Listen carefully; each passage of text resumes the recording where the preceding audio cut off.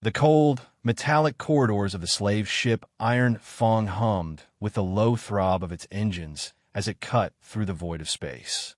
Within its cargo hold, dim emergency lights flickered over rows of containment cells, their force fields humming in a steady, oppressive rhythm. The air was thick with the scent of fear and unwashed bodies, a testament to the ship's grim purpose. Among the huddled captives, one girl sat apart, her hands resting loosely on her knees, her expression unreadable. She was younger than most, no more than 16 perhaps, but she did not sob or shake like the others. Instead, she watched, silent and waiting. Beyond the reinforced door, the slaver crew convened in a dimly lit chamber, the scent of oil and burnt protein rations clinging to the stale air. Reptilian and insectoid figures loomed over a holographic display, reviewing the latest acquisitions with a mixture of boredom and greed. The commander, a towering reptilian brute with mottled red scales, flicked a claw against the data screen, scanning through biometric readouts. "Another batch of weaklings," he muttered, his deep voice laced with disdain. "Barely worth the fuel spent catching them." A smaller, wiry insectoid beside him clicked its mandibles, adjusting the display. Human slaves fetch a good price in the core systems. Resilient stock. Adaptable. Its antennae twitched as it skimmed over the prisoner list. This one's readings are odd, though. Higher stress tolerance than expected. No recorded panic response. The commander narrowed his eyes. Which one? The insectoid enlarged the display, highlighting a faintly smirking human girl. The commander leaned closer, his forked tongue flicking out as he studied her expression. "That one is different," he rumbled. "She isn't afraid." In the cell, the girl lifted her gaze as a hulking enforcer stomped down the aisle, its heavy boots rattling the grated floor. The other prisoners shrank back, but she remained still as the brute stopped before her, a cruel glint in its yellowed eyes. "Stand," it barked, its voice grating like rusted metal. She tilted her head, lips curving slightly in something that wasn't quite a smile. For a long moment, she didn't move, letting the silence stretch just long enough to make the creature uncomfortable. Then, slowly, she rose to her feet, standing just close enough to make the enforcer shift its weight uneasily. "Name," it demanded. She exhaled through her nose, as if mildly disappointed. Then she said it. The enforcer's eyes widened. It took an involuntary step back. The force field hums in the hold seemed suddenly too loud, the distant murmur of the slaver crew oddly muted. A few cells down, a grizzled human man lifted his head. He had spent years in slaver cages and recognized the scent of fear when he smelled it. But this time, it wasn't coming from the prisoners. He saw the way the enforcer stiffened, the way its clawed hands twitched as if unsure whether to draw its weapon or flee. "What's the matter?" the girl asked, her voice light, almost teasing. "Something wrong?" The enforcer didn't answer. It spun on its heel and stormed back through the hold, disappearing through the reinforced doors. The force field flickered as it passed, casting brief, jagged shadows on the walls. In the command chamber, the slavers erupted into hushed, frantic conversation as the enforcer burst in, out of breath. She gave her name," it stammered. The commander's eyes gleamed with irritation. And the enforcer hesitated. Then, in a voice barely more than a whisper, it repeated the name. The effect was immediate. The room fell silent. A cold weight settled over the gathered slavers as recognition dawned. The insectoid officer's mandibles clattered in alarm, and one of the lower-ranking crew let out a sharp hiss, as if suddenly aware they had been standing too close to a ticking bomb. The commander remained frozen for several long, agonizing seconds before, very slowly, he exhaled. "That's not possible," he said, though his voice lacked certainty. "Her bioscans confirm it," the insectoid said, double-checking the data. "Genetic markers match." The commander's grip tightened on the console. He had heard stories, whispered rumors in back-alley spaceports, drunken tales shared in dim-lit cantinas by those who barely escaped annihilation. A name carried power, and this was no ordinary name. It belonged to a bloodline that had single-handedly crushed entire slaver syndicates, leaving fleets in smoldering ruin and sending survivors scurrying into the blackest corners of the galaxy. "Are we certain he is still alive?" one of the slavers rasped, voice barely concealing its trembling edge. The commander's tail lashed against the floor in agitation. "It doesn't matter. If she's here, they'll know." The insectoid tapped anxiously at the console. "We should terminate her now. Dispose of the body before anyone realizes. And if we do..." The commander's voice was low, but it carried a weight that silenced the room. "If we harm her and they find out, we won't just be running. We won't just be hunted." His yellow eyes burned with a terrible certainty. "We will be erased." The silence that followed was thick, suffocating. The enforcer shifted its weight from foot to foot, looking desperately to the others for a plan, an escape, anything. But there was none. Back in the hold, the girl sat down again, stretching her legs out in front of her, watching the force field flicker.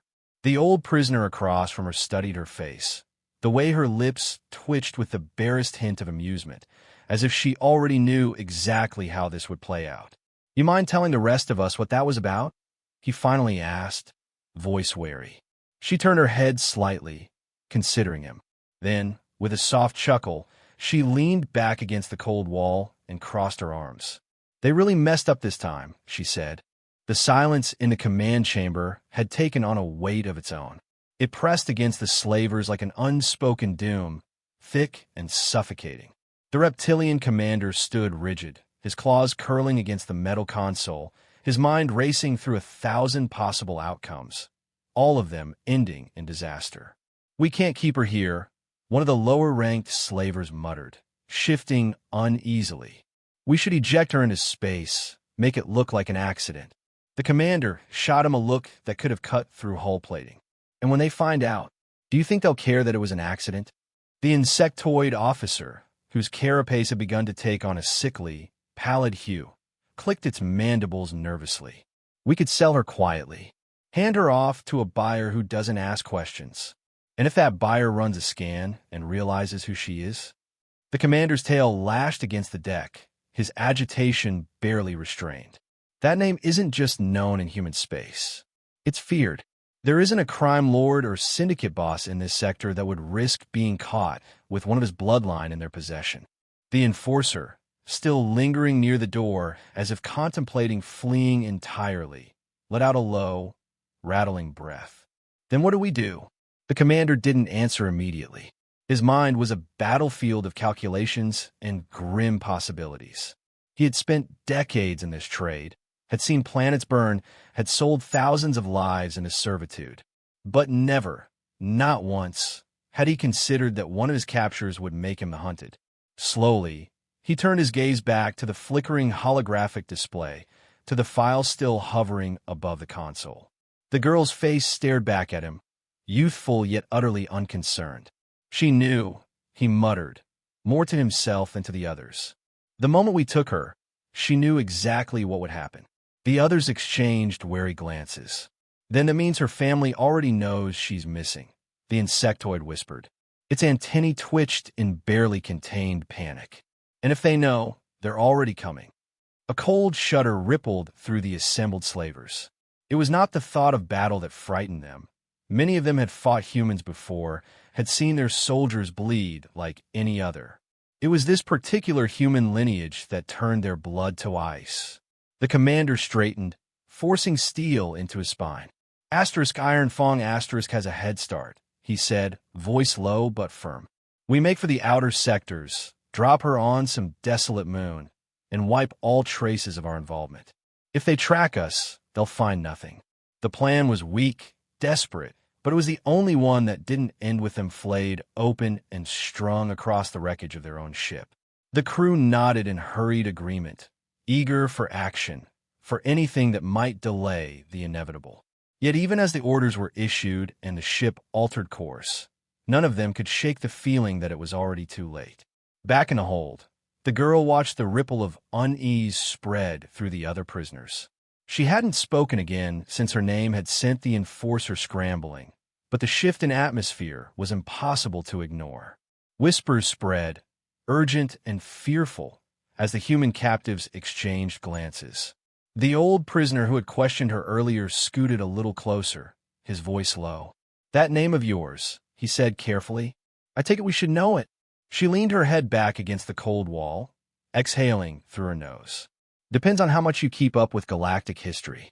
The man narrowed his eyes, his weathered face tense with thought. Then something in his expression changed. Just slightly, just enough. His breath hitched, his fingers tightening against the metal floor. "You're his," he whispered. The girl gave him a sideways glance. The old prisoner swallowed hard. Asterisk there, asterisk coming for you. It wasn't a question. A small, knowing smile curled at the edge of her lips. "You bet they are." Above them, in the Iron Fong's war room, the commander's worst fears were being realized. A proximity alarm wailed through the chamber, sharp and insistent. The insectoid officer's claws danced over the control panel, frantic. Unidentified vessel entering sensor range. The commander shoved past the others, staring at the screen. "Human." The insectoid hesitated. Then, in a voice barely above a whisper, it confirmed yes. The command chamber filled with a suffocating dread. It wasn't the ship itself that terrified them. It was who it could belong to. "Is it transmitting identification?" the commander demanded. A pause. Then the screen flickered with an incoming signal. It was not a call. It was a message, sent in the clearest, most undeniable way possible. A name. The same name that had turned their veins to ice mere moments ago. The commander's throat tightened. "They're already here." The insectoid officer's mandibles clattered. "We should surrender. Offer the girl back." A growl rumbled deep in the commander's chest. "You think that will stop them?" Because that was the truth, wasn't it? They had made a fatal mistake, and there was no undoing it. The moment they had laid hands on her, their fates had been sealed. The proximity alarm blared again. "Vessel approaching fast," the insectoid chittered. "Too fast. They aren't waiting for hails." The commander turned sharply to his crew. Asterisk battle stations. Asterisk. A scuffle of movement. Barked orders. Panic simmering just beneath the surface. But the commander already knew how this would end. And so did the girl in the hold, who sat with her back against the wall, smiling to herself as the slaver ship lurched violently beneath her. The distress beacon reached its intended recipient long before the slavers realized they had made a mistake. Encoded, urgent, and laced with the unmistakable signature of the bloodline they had dared to cross, it traveled faster than light through secured channels, slipping into the hands of the one person the slavers should have feared most. In a command chamber bathed in blue tactical light, a figure stood motionless, eyes fixed on the decrypted message.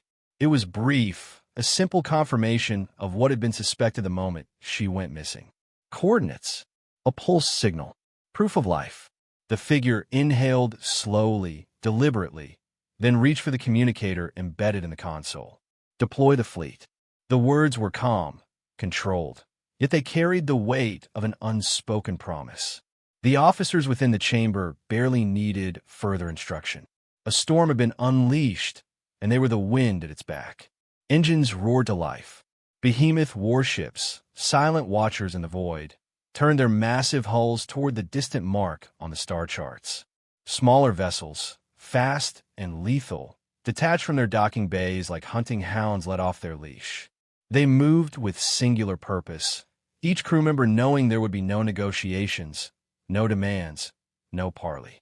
In the vast reaches of space, the slavers had taken something that did not belong to them, and now they would pay. On board the Iron Fong, the panic had escalated into full-blown chaos. The commander, once certain in his control over the situation, had lost whatever fragile grip he had on his crew. The bridge reeked of desperation. The proximity alarms screamed their warning, flashing red against the metallic walls, pulsing in time with the frantic pace of the slavers scrambling to prepare defenses. The incoming vessel was not a fleet, not yet. It was a single ship, but its presence carried the weight of an armada. It was smaller than the Iron Fong, but its approach was unwavering, its speed unrelenting. A black hull, sleek and predatory, cutting through the void like a knife honed to a perfect edge. The commander had heard stories of this ship, though he had never believed them.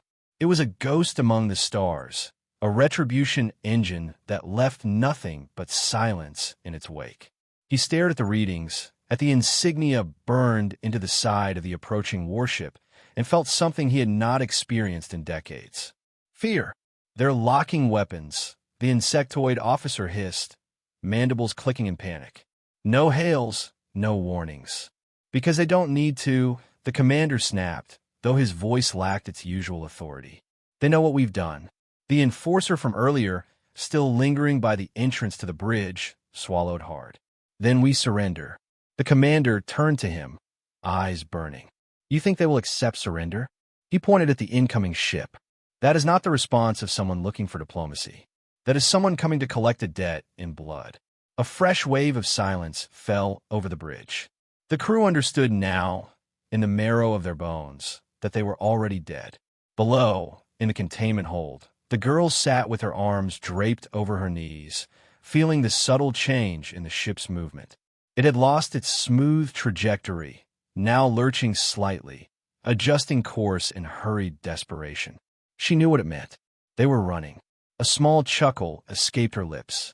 The old prisoner across from her, who had remained silent since their last exchange, finally let out a shaky breath. That's your family, isn't it?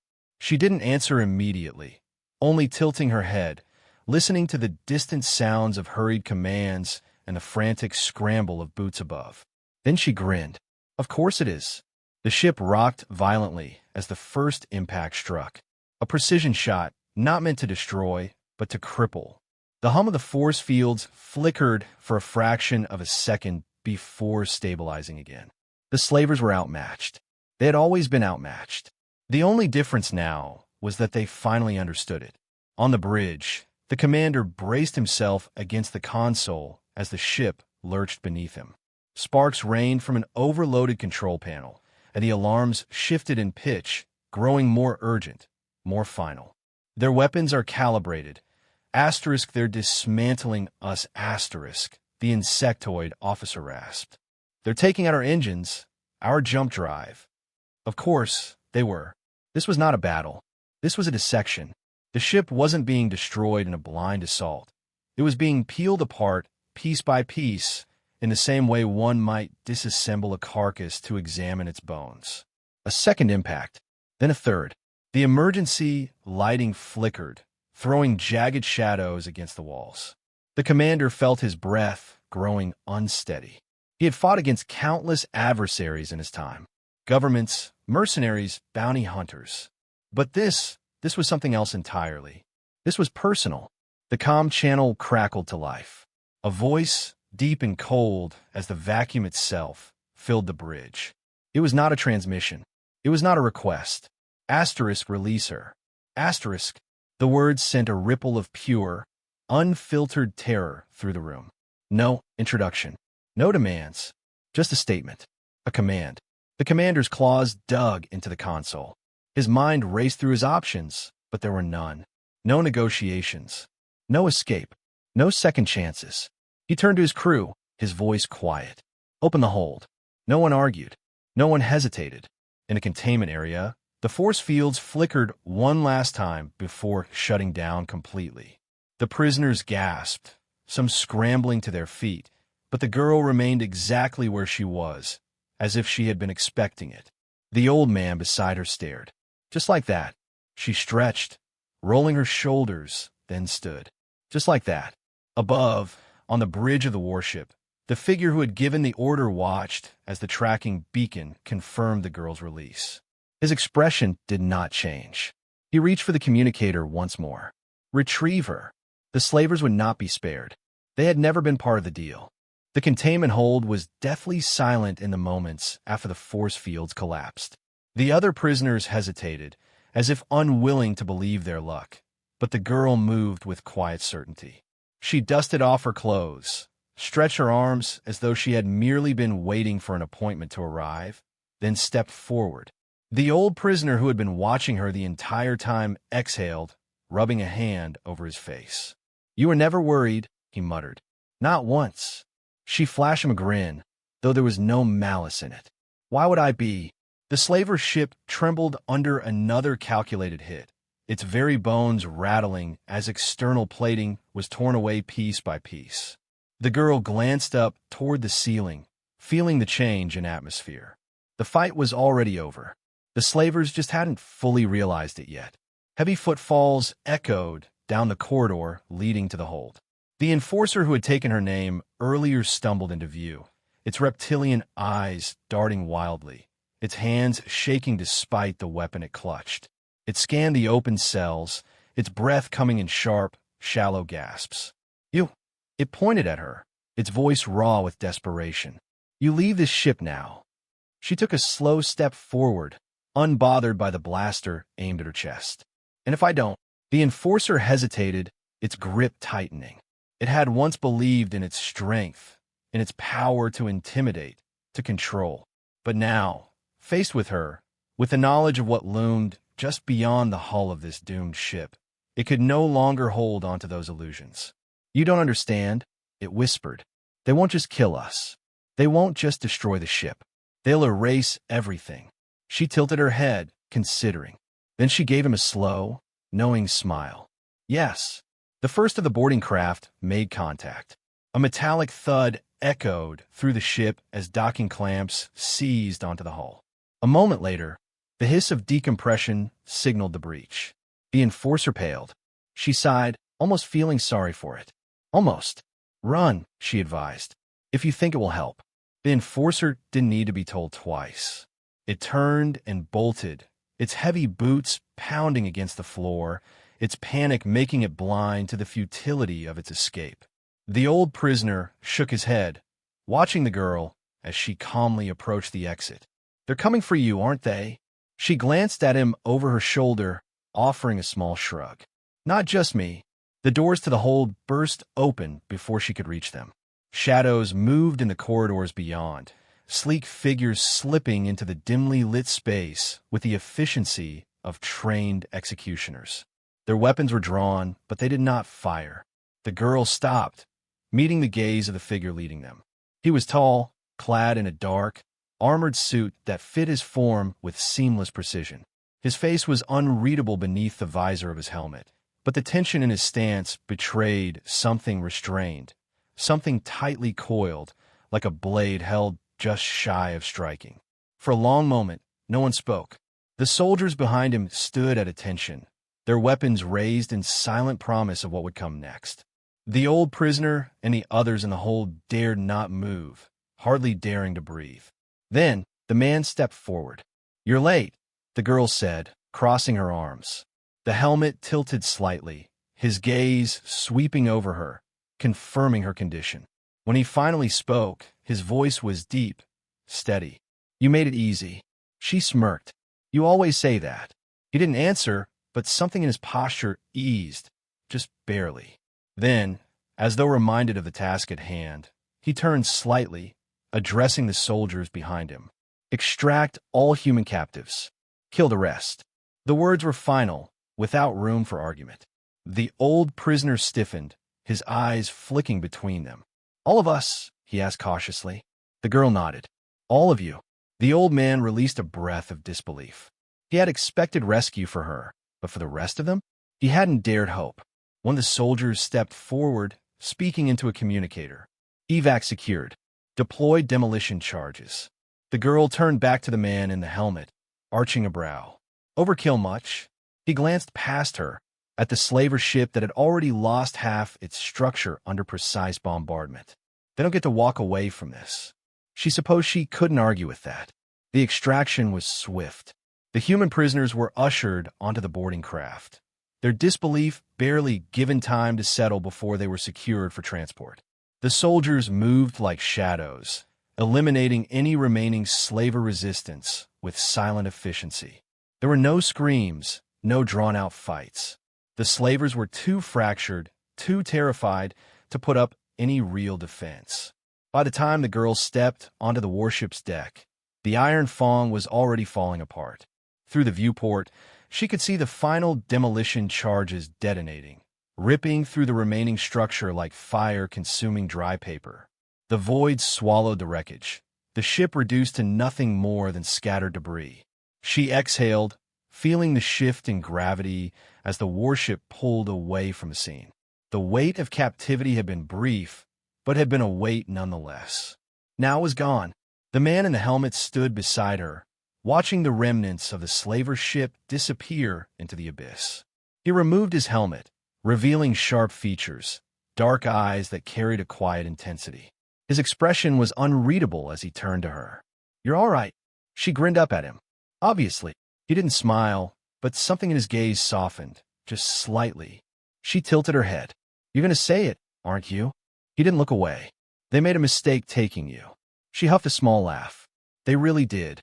Outside the viewport, the stars stretched endlessly, a silent witness to the end of another foolish attempt to challenge the bloodline that had long since carved its name into the bones of the galaxy.